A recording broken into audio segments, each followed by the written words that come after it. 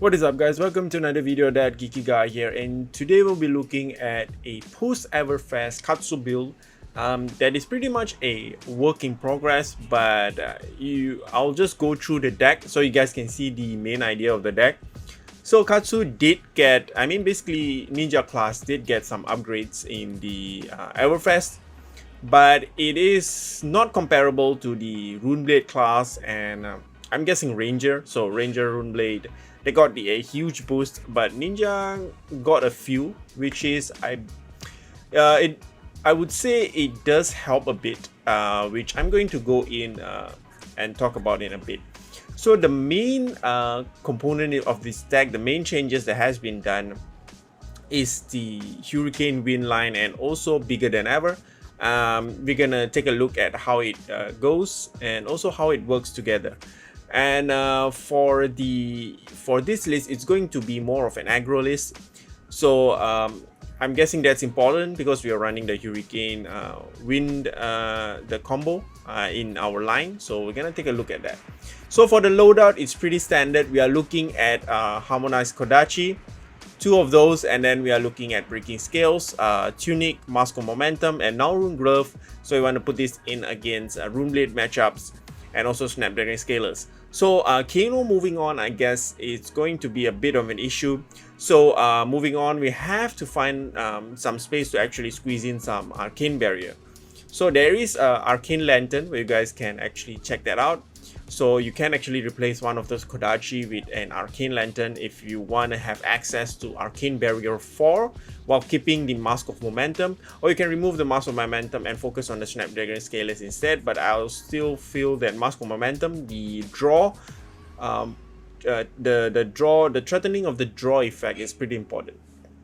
Now enough for the equipment, we're gonna jump into the list. Before I go into the list again, I just want to preface by saying that the arcane barriers will be useful according to your local meta. If your local meta is having there's a lot of wizard running around, you might want to look into that. But other than that, this should be suffice for Briar and stuff. So let's move into the deck list himself. So we can see that we are running 3 copies of Ancestral Empowerment.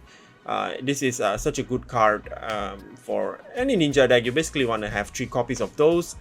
Unless you're running more of a control deck, you might want to reduce this, but this is an aggro list, so 3 copies is a must.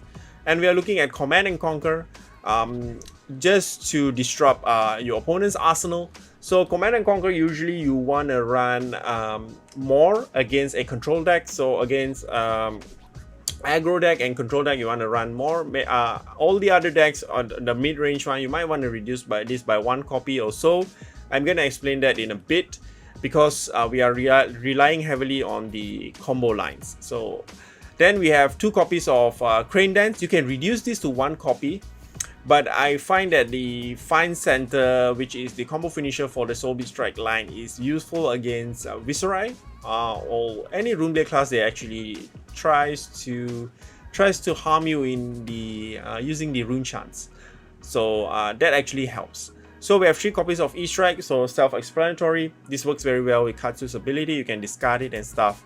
Okay, so here comes the new card from Everfest, which is even bigger than that. So how this works is basically you get to play this card only if you have dealt some kind of damage this turn. So it has to be physical damage, as you can see here.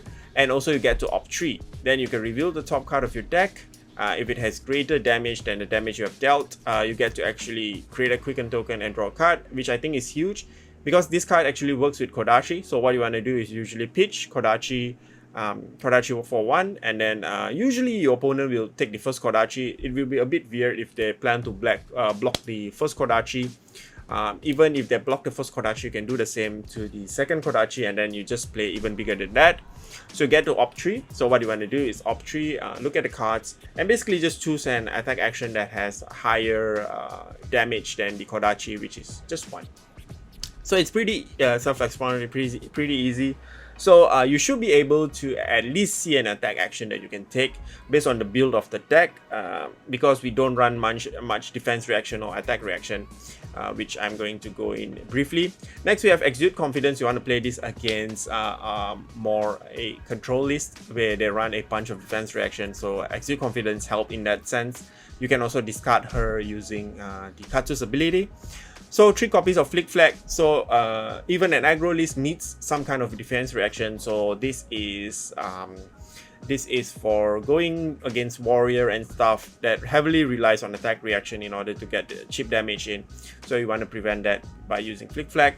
It also works well with 100 Winds, so which I'm going into now. 100 Winds is a combo starter card which we have not seen yet before. So this is the first of its kind.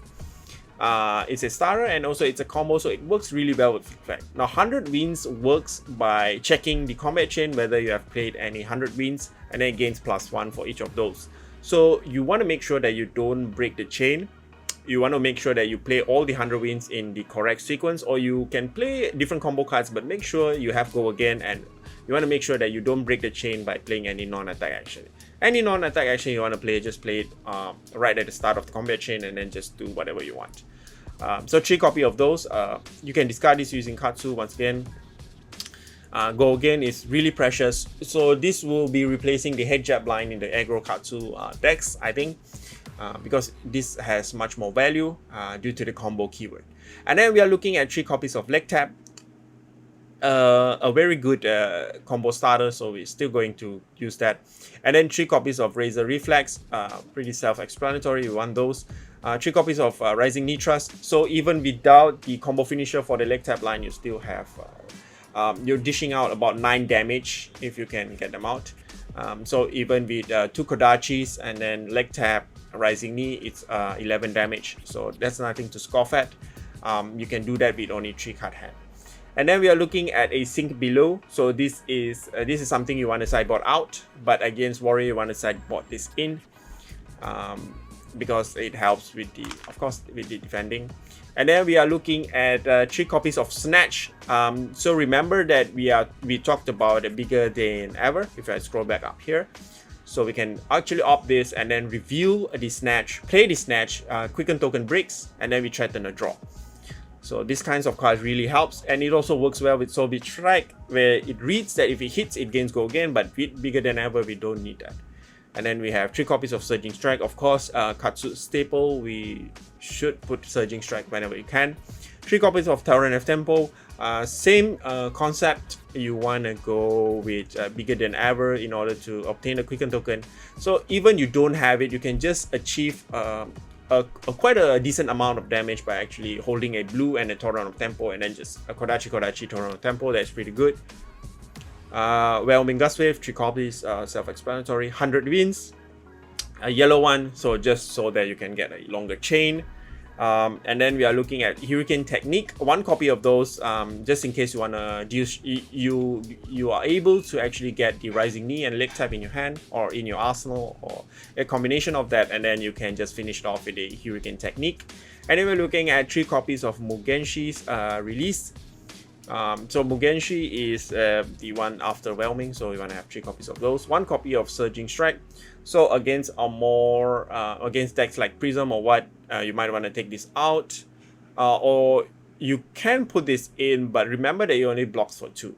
So the reason that I say you can put this in is in case they play out library, so you have more access to yellows to if you want to discard library and things like that. But usually I just sideboard it out.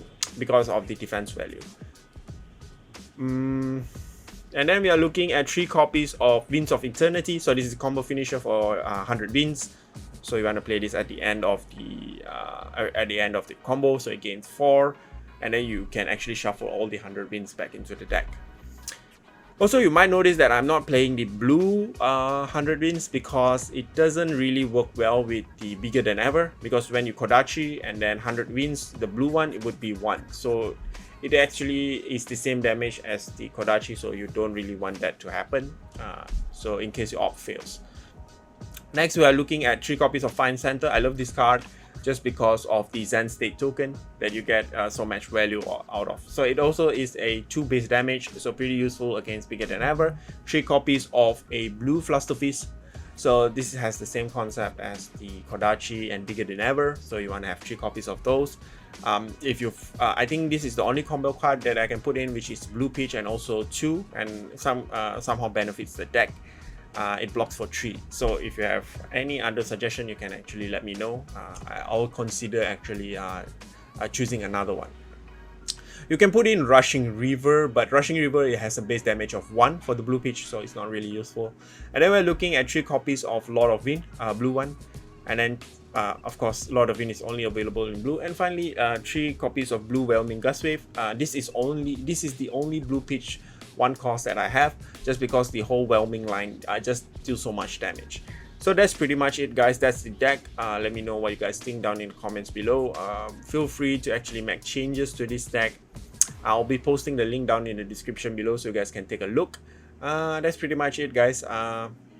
Next we might be exploring the Torrent of Tempo Flood of Force line, but I find that a bit hard to pull off because Torrent of Tempo, which is the starter for the whole Flood line, has no natural go again, so it's pretty hard if your opponent chooses to block and you have no reaction to go with it.